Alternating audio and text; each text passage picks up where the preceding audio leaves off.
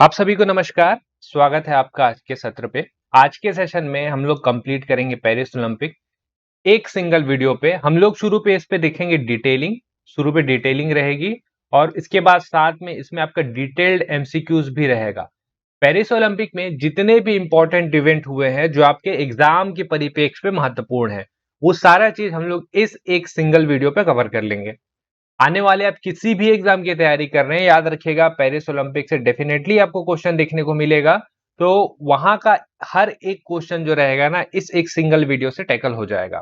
तो वीडियो शुरू करने से पहले सबसे पहले जो नए जुड़े हैं, थोड़ा बहुत इंफॉर्मेशन मेरे बारे में। अगर आप मुझसे जुड़ना चाहते हैं या मुझसे कुछ पूछना चाहते हैं तो आप इंस्टा पे मुझे इस आईडी पे फॉलो कर सकते हैं। इसके अतिरिक्त हॉस्टल वार्डन का एग्जाम है अगले मंथ, और आप सबको पता होगा कि हॉस्टल वार्डन का एक टेस्ट सीरीज हमारे द्वारा कंडक्ट कराया जा रहा है। फर्स्ट कमेंट पे आप जाइए, वहां से इस टेस्ट सीरीज को आप एक्सेल कर सकते हैं, एक्सेस कर सकते हैं। 199 के प्राइस पे है। ऑलरेडी 2 टेस्ट हो चुके हैं और टेस्ट सीरीज नंबर 1 जो हमने पहले कराया था उसके भी पीडीएफ आपको फ्री मिल जाएंगे। साथ में यहाँ पे करंट अफेयर का पीडीएफ ऑलरेडी डल चुका है, आप चाहें तो उसको वहां से भी जाके एक्सेस कर सकते हैं। चलिए सबसे पहले हम लोग देखेंगे क्या क्या बड़े इवेंट हुए हैं पेरिस ओलंपिक पे। सिंगल वीडियो पे होने वाला है तो वीडियो थोड़ा सा लंबा हो सकता है, तो साथ में लास्ट तक बने रहिएगा। चलिए सबसे पहले हम लोग समझते हैं कि इवेंट क्या क्या हुआ, कब कब हुआ, क्या क्या क्वेश्चन बन सकता है। तो इवेंट का डेट आपको याद रखना है। अभी 26 जुलाई से शुरू हुआ था पिछले मंथ के, और अभी 11 अगस्त को ये समापन हुआ है। एक चीज और याद रखेंगे, पैरा ओलंपिक होने वाला है इसके बाद। इसी मंथ के लास्ट पे आपका पैरा ओलंपिक गेम शुरू हो जाएगा, इसी अगस्त में। मे भी शायद 27 या 28 अगस्त आसपास से शुरू हो जाएगा। तो इस पे भी हम लोग को नजर रखना पड़ेगा, इससे भी संबंधित करंट अफेयर के क्वेश्चन आपके बनते हैं। कहाँ हुआ था? तो ये पेरिस में हुआ था। पेरिस कहाँ पे पड़ता है आपका? फ्रांस में पड़ता है। इससे पहले कहाँ हुआ था ये भी पूछ सकता है आपको। तो इससे पहले टोक्यो में हुआ था, ये आपको पता होना चाहिए। इसके बाद कहाँ होगा, हालांकि वो हमारा एमसीक्यूज में कवर है, तो वो यूएसए में होने वाला है। तो ये सारा इंफॉर्मेशन पता होना चाहिए। एडिशन कौन सा है? 33rd addition. और याद रखिएगा दो टाइप का होता है ना, एक समर ओलंपिक एक विंटर ओलंपिक। तो इसको हम लोग बोलेंगे समर ओलंपिक। ये समर ओलंपिक था, इसको भी आप ध्यान रखेंगे। और सेरेमनी कौन से नदी के किनारे हुआ था? इस नदी का नाम बहुत ज्यादा ही चर्चा में रहा, ये आपको पता होना ही चाहिए। तो ये है आपका सिन नदी, फ्रांस का सिन नदी। इसके बारे में आपको पता होना चाहिए। ये है आपके इवेंट के कुछ डिटेल और इंपॉर्टेंट डिटेल हैं। चलिए और आगे चलते हैं। पार्टिसिपेशंस देखते हैं, कितने एथलीट टोटल आए हैं फ्रांस में। तो टोटल 10,500 एथलीट ने इसमें हिस्सा लिया, पार्टिसिपेट किया। कितने स्पोर्ट्स हैं? तो टोटल 36 स्पोर्ट। देखिए 32 स्पोर्ट्स तो ऑलरेडी जो पहले थे वो थे, चलिए ठीक है। लेकिन 4 नए स्पोर्ट्स को इसमें जोड़ा गया है। ये 4 नए स्पोर्ट्स के नाम आपको पता होना चाहिए। 4 नए खेल में है, एक है स्केट बोर्डिंग, स्केट बोर्डिंग आई है। एक आया है आपका सर्फिंग, सर्फिंग हो गया। सबसे इंपॉर्टेंट ये होना नहीं था लेकिन ये हुआ, ब्रेकिंग, ब्रेक डांस, इसको जोड़ा गया है, ये इंटरेस्टिंग था। इसके अतिरिक्त एक और है, वो है आपका स्पोर्ट्स क्लाइंबिंग। क्लाइंबिंग कर लेते हैं, स्पोर्ट्स क्लाइंबिंग। तो ये 4 नए खेल को इसमें जोड़ा गया था। कितने इवेंट हुए हैं टोटल? तो टोटल 329 इवेंट हुए हैं, ये भी आपको पता होना है। और इंडियन एथलीट ने कितने लोगों ने पार्टिसिपेट किया? तो 117 खिलाड़ियों ने पार्टिसिपेट किया था, और 16 स्पोर्ट्स पे टोटल इनका पार्टिसिपेशन था। टोटल कितने स्पोर्ट्स हैं इसको भी हम लोग देखेंगे आगे। टोटल आगे पता चल जाएगा आपको, आगे मैं आपको बताऊंगा, एमसीक्यूज पे भी है ये। तो इसको हम लोग देखेंगे। तो 117 एथलीट ने 16 खेलों पे पार्टिसिपेशन किया हुआ है, आपको इतना पता होना चाहिए। आगे चलेंगे। कौन सा जो स्टेट है वो या आपका कंट्री है फर्स्ट प्लेस पे रहा? तो फर्स्ट प्लेस पे आपका रहा यूएसए, 126 मेडल के साथ। कितना गोल्ड कितना सिल्वर मैटर नहीं करेगा, हम हमारा जानेंगे क्योंकि हमारे एग्जाम के हिसाब से वो जरूरी है। तो यूएसए जो था आपका फर्स्ट प्लेस पे रहा। सेकंड प्लेस पे चाइना 91 मेडल्स के साथ। थर्ड प्लेस पे जापान 45 मेडल्स के साथ। और भारत का रैंक क्या है आपसे ये पूछेगा, तो अब भारत का रैंक है 71। स्थिति उतनी सही नहीं है। हमने टोटल 6 मेडल सिक्योर किए हैं, और 6 मेडल में कौन कौन से मेडल हैं आप सबको पता ही है, आप सब फॉलो कर ही रहे होंगे। तो 1 सिल्वर आया है जो हमारे नीरज चोपड़ा का आया हुआ है, और 5 जो है वो कॉपर आए हुए हैं। और किसको किसको कौन कौन सा मेडल मिला है उसको भी हम लोग देखेंगे, है ना। तो यहां तक क्लियर होगा, आगे चलते हैं हम लोग। मैस्कॉट क्या था, की हाइलाइट्स हैं ये, और ओलंपिक का सॉन्ग क्या था ये भी आपसे पूछा जा सकता है। तो हम लोग को पता होना चाहिए जो मैस्कॉट है, ये देखिए मैस्कॉट आप देख के समझ पाएंगे कि ये मैस्कॉट क्या है, नाम क्या है इसका। मैस्कॉट शुभंकर बोलते हैं इसको, फ्रीज, ओलंपिक फ्रीज नाम है इसका। इसको हिंदी में याद रखिएगा, मैस्कॉट को शुभंकर बोलते हैं। ठीक है, तो इसका है ये नाम फ्रीज। और ओलंपिक का जो सॉन्ग है कौन सा था, ये हेलो वर्ल्ड। ओलंपिक फ्रीज और इधर हेलो वर्ल्ड। ठीक है, तो ये आपको पता होना चाहिए। आगे चलते हैं। यहाँ पे जो भारत का अचीवमेंट है टोटल वो आपको देखने को मिल जाएगा। आप चाहे तो इस पेज का एक स्क्रीनशॉट ले लीजिएगा, 2 पेज पे है ये, दोनों का स्क्रीनशॉट ले लीजिएगा। जितने इंपॉर्टेंट चीजें हो सकती है वो सारा चीज यहाँ पे कवर है। जैसे सिल्वर मेडलिस्ट इस बार रहे नीरज चोपड़ा, पिछले बार गोल्ड मेडलिस्ट रहे थे टोक्यो में, आप सबको पता है, हमारे गोल्डन बॉय। भाला फेंक इनका खेल है, खेल से संबंधित क्वेश्चन देखिएगा उठा करके पूछेगा। आपसे क्या पूछेगा, सरबजीत सिंह का संबंध कौन से खेल से है, ऐसे करके क्वेश्चन उठा करके पूछता है। तो नीरज चोपड़ा सब जानते ही हैं, भाला फेंक इन्होंने 89.45 मीटर भाला फेंक किया और रजत पदक हासिल किया, तो ये आपको पता होना चाहिए। मनु भाकर पहला जो मेडल है इन्होंने लेके आया हुआ है। तो 10 मीटर एयर पिस्टल में पहले तो एकल सिंगल में इन्होंने कांस्य पदक जीता, उसके बाद फिर सरबजीत सिंह के साथ मिलकर के 10 मीटर एयर पिस्टल में मिक्स में भी कांस्य पदक जीता। तो मनु भाकर के पास जो है 2 कांस्य पदक।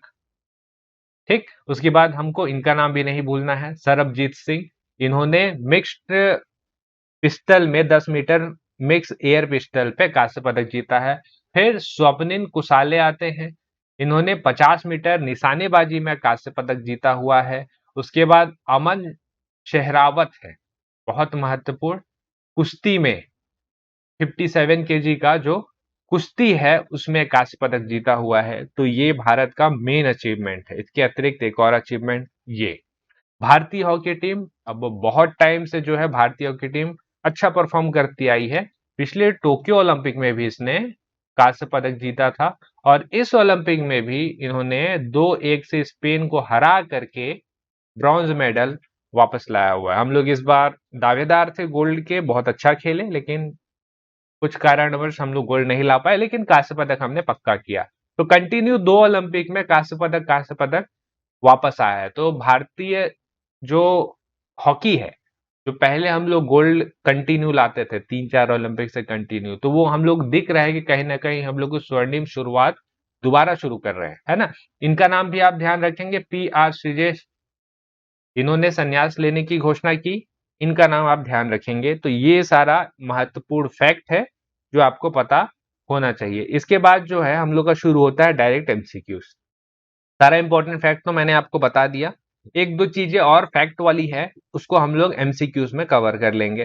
ठीक है, तो चलिए आते हैं MCQs में। आपको क्या करना है, साथ में जितने मैंने आपको फैक्ट बताया ना उसके ही आधार पर MCQs है, आप MCQs में फोकस करेंगे। लास्ट में आप टोटल 17 MCQs है, वैसे आप कमेंट करके भी बताएंगे कि आप 17 में से कितना टैकल कर पा रहे हैं। ठीक है, चलिए आते हैं और एक एक करके क्वेश्चंस को देखते हैं।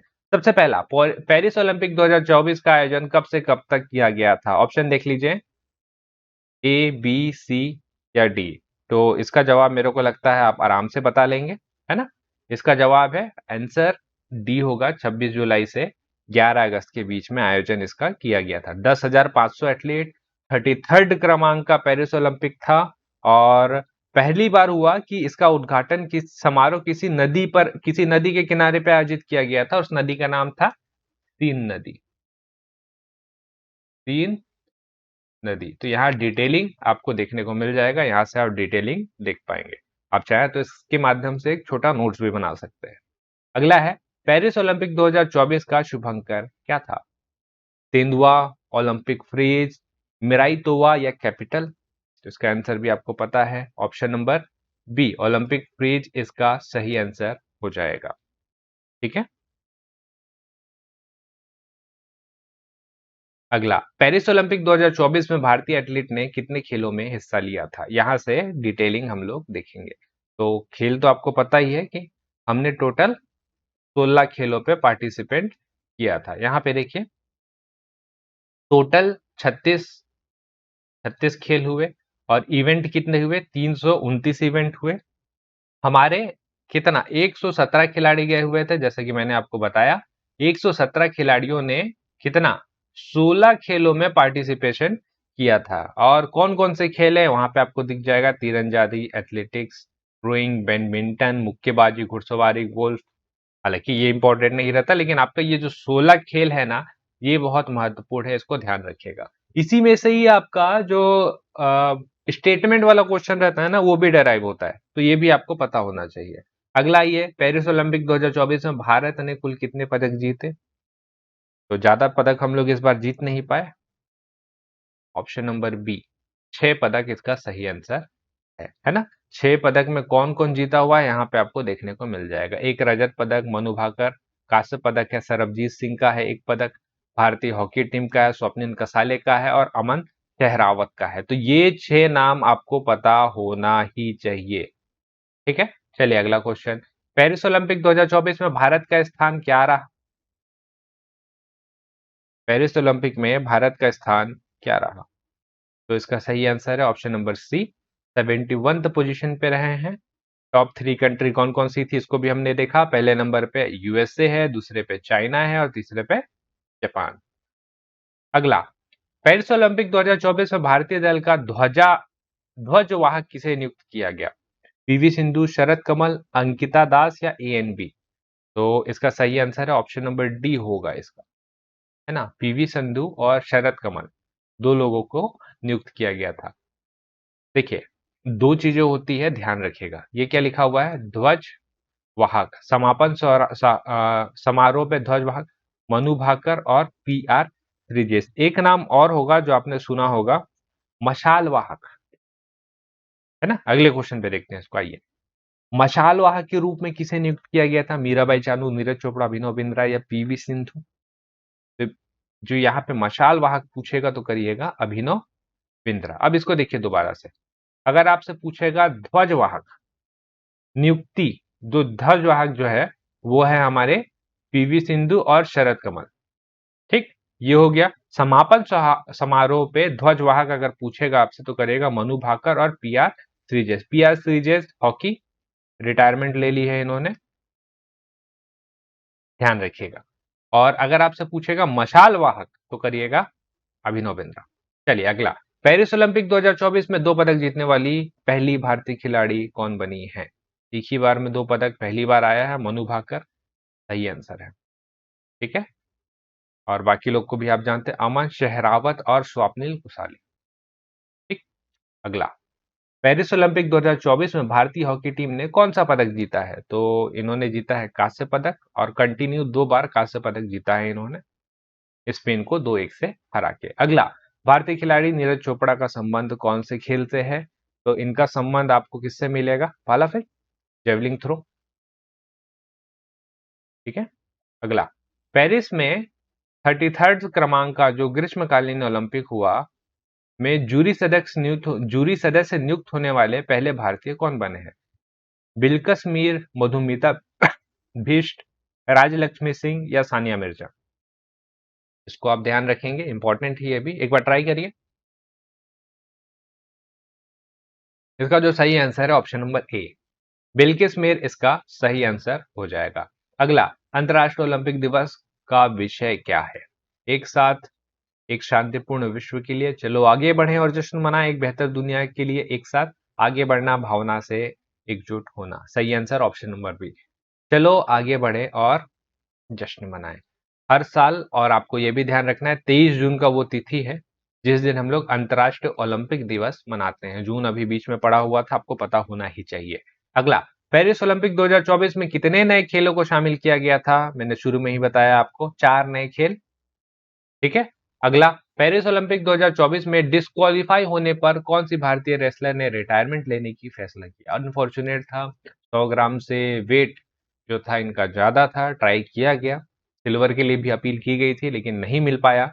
सही आंसर है option number B, Vinesh Phogat. और खेल कौन सा है? रेसलिंग।